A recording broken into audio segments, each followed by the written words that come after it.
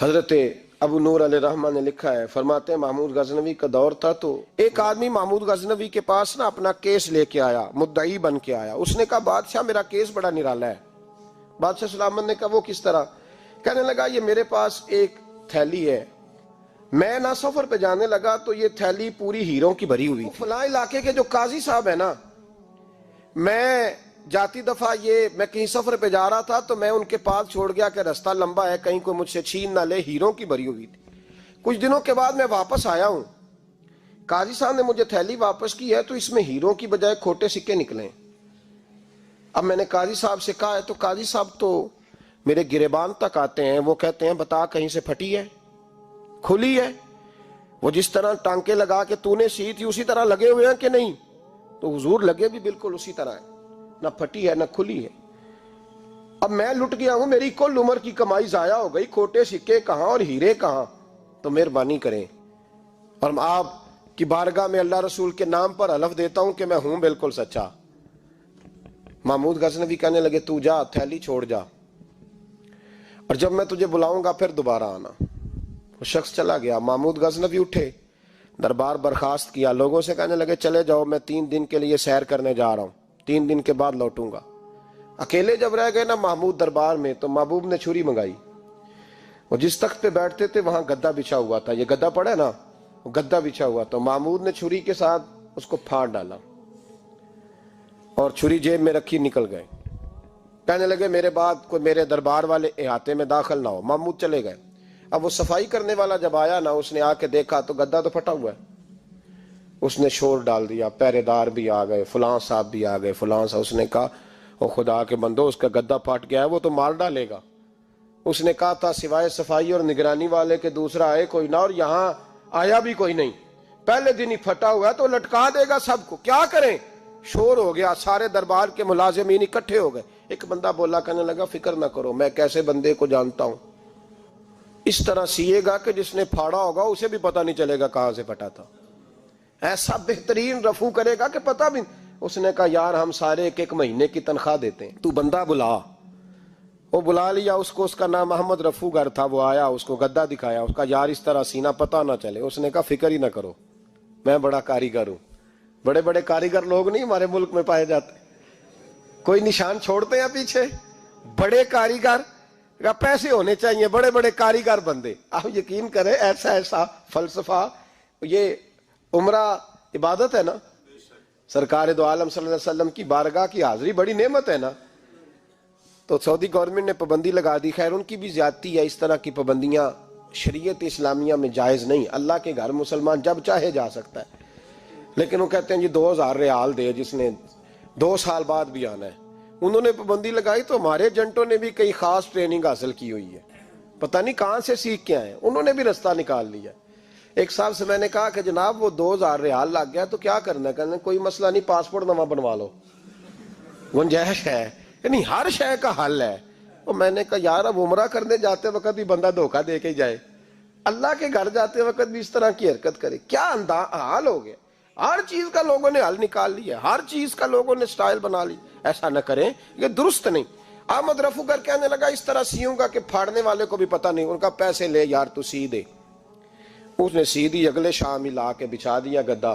تیسرے دن بادشاہ سلامت آئے، آ کے پہلی نظر گدے پہ ڈالی۔ اس نے بلایا سب ملازمین کو، کہا کس نے سیا ہے؟ کہا جناب کیا ہوا؟ کہا یہ پھٹا ہوا تھا۔ کس نے؟ کہا نہیں پھٹا ہی نہیں۔ وہ کہنے لگے بنو بات، میں خود پھاڑ کے گیا تھا، تو بتاؤ صحیح سیا کس نے ہے؟ کہا جناب آپ پھاڑ کے گئے تھے تو بتایا کیوں نہیں؟ فرمانے لگے اسی لیے تو بتایا نہیں تھا کہ تم خود تحقیق کر لو، بلاؤ بتاؤ سیا کس نے۔ تو بلا لیا، احمد رفو گر آ گیا۔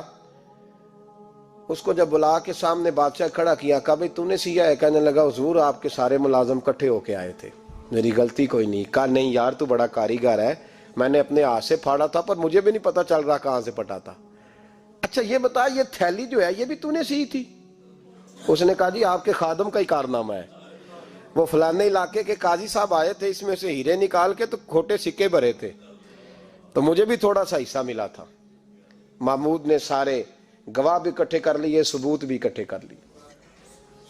پھر قاضی کو بلایا، پہلے سارے ثبوت اور گواہ کیس حل کر لیا، پھر ہمارے ہاں یہ حال ہوتا ہے کہ مدعی 2-3 ہفتے کے بعد خود ہی ہاتھ باندھ جاتا ہے، کہنا تسی میری جان چھڈو، مجرم پھڑو پاوے نہ پڑھو. وہ کہتا ہے مجھے معافی دو، میں رہا. ظلم ہے نا، ظلم زیادتی ہے کہ جو بیچارہ اتنے سوال مجرم سے نہیں ہوتے جتنے مدعی سے ہوتے ہیں. آپ یقین کریں اتنے سوالات ہوتے ہیں، بیچارہ ہف جاتا ہے. یہ طریقہ درست تو نہیں. ایک لٹ گیا اور دوسرا طرح طرح کے سوالوں کے جواب دیتا پھرے بیچارہ. سارے ثبوت اکٹھے کر کے قاضی صاحب کو بلایا تنہائی میں لے جا کے. محمود غزنوی نے کہا قاضی صاحب آپ سے غلطی ہو گئی، غریب آدمی تھا، وہ لٹ گیا ہے، اس نے تو بڑی مشکل سے کچھ ہیرے جمع کیے تھے اور اس کی کل کائنات تھی، تو آپ اس کا مال اسے دے دیں، بات ختم. قاضی صاحب کہنے لگے آپ مجھ پہ الزام لگا رہے ہیں، سوال ہی نہیں پیدا ہوتا. آپ میری داڑھی دیکھیں، آپ میرا اعزاز دیکھیں، دنیا جانتی ہے میں اس کا. قاضی صاحب انسان بھول ہی جاتا ہے، بندہ بھول جاتا ہے، غلطی ہوگی. مال نے کہا نہیں، کہا میں تنہائی میں پوچھ رہا ہوں، میں اس وقت پوچھ رہا ہوں جب دوسرا موجود کوئی نہیں. آج توبہ کر لے، میں کچھ نہیں کہوں گا، تو میری زبان پہ اعتبار کر، تجھے پتہ ہے میں جو کہتا ہوں اس پہ عمل بھی کرتا ہوں، باز آ جا. پر قاضی نے کہا نہیں، میری غلطی کوئی نہیں. محمود نے پھر بڑے دربار میں بلا لیا، مجمع عام میں. مہلت کے دنوں میں جو توبہ کر لے وہ بچ جاتے ہیں، لیکن لوگ رسوائیوں کے دنوں میں پھر واپس لوٹتے ہیں اگلا گھر دیکھ کے، پھر حالات اور طرح کے ہو چکے ہوتے ہیں. جب بڑے دربار میں قاضی کو بلایا، بھائی تو مانتا ہے کہ نہیں؟ اس نے کہا نہیں. تو کہا بلاؤ احمد رفو گر کو. جب وہ احمد رفو گر آیا تو بوڑھے قاضی کی ٹانگیں کانپنے لگی، جملے ٹوٹنے لگے، لفظ زمین پر گرنے لگے، بات صحیح نہیں ہوتی، زبان لڑکھڑانے لگی. محمود کہنے لگے قاضی میں نے تجھے کہا تھا وہاں مان جا بات، اب بڑے دربار میں بول. تو جب قاضی صاحب کی گردن خود بخود جھک گئی تو دنیا سمجھ گئی.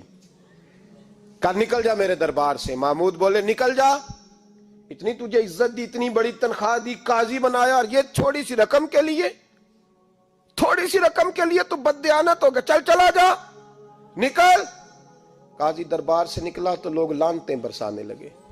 کل جو دکانیں چھوڑ کے سلوٹ کرنے آتے تھے وہ کہنے لگے اس کی عمر دیکھو، اس کے کام دیکھو، دیکھو اس نے کیا کیا. گھر گیا، بچے جن کے لیے پاپ کمایا تھا، جنہ لی تو پاپ کمائے ہن کتھے نہیں ہو تیرے کر دے. وہ بچے کہنے لگے ابا جی ہم تو سکول مدرسہ جانے کے قابل نہیں رہے، امید تھی کہ بیوی ساتھ دے گی.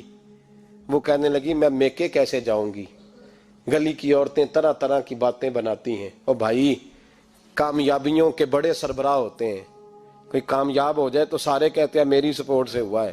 ناکامیاں ہمیشہ یتیم ہوتی ہیں، ناکامیوں کا کوئی سربراہ نہیں ہوتا. جب تک تو قاضی تھا تو بڑے بات تھی، ہر بندہ کہتا تھا رشتہ دار ہے. رسوائی ہو گئی تو وہ تیری آنکھ ہو یا سنگ ملامت کی چبھن، کون پہنچا ہے میرے درد کی گہرائی تک. دور شہرت میں تو یاروں نے کیا یاد بہت، ساتھ آیا نہ کوئی کوچے رسوائی تک. اور میاں صاحب کہنے لگے ساری عمر ہی آٹا گد ہے، میں لکھاں کیتے نہیں پیڑے، اب وقت آیا ہی تے محمد بخشا کوئی نہیں ہوں بیٹھا نیڑے. حالات ہی بدل گئے. قاضی خاموشی سے اندر چلا گیا، اپنی رسوائی سمیٹ کے بستر پہ لیٹا. نہ روٹی کی بھوک لگی، نہ پانی کی پیاس لگی، نہ نیند آئی. ساری رات تڑپتا رہا. سویرے گھر والوں نے دروازہ کھولا تو روح پرواز کر گئی تھی، دنیا چھوڑ گیا. حضرت ابو نور علیہ رحمہ بولے، فرمانے لگے یاد رکھو کبھی بددیانتی نہ کرنا، کبھی. یہ تو محمود غزنوی کی عدالت تھی، قیامت میں رب کریم کی عدالت لگے گی. اور فرمایا وہاں تو گواہی دینے والا احمد رفو گر تھا، قیامت میں تو تمہارے اپنے ہاتھ پیر گواہیاں دیں گے، ہمارا اپنا وجود گواہی دے گا. اور فرمایا یہاں تو لعنتیں دنیا دار برساتے تھے، وہاں فرشتے ہوں گے. اور قاضی کو تو موت آ گئی تھی، قیامت میں تو دوبارہ موت بھی کوئی نہیں آئے گی، وہاں تو رہنا ہے اور سہنا ہے.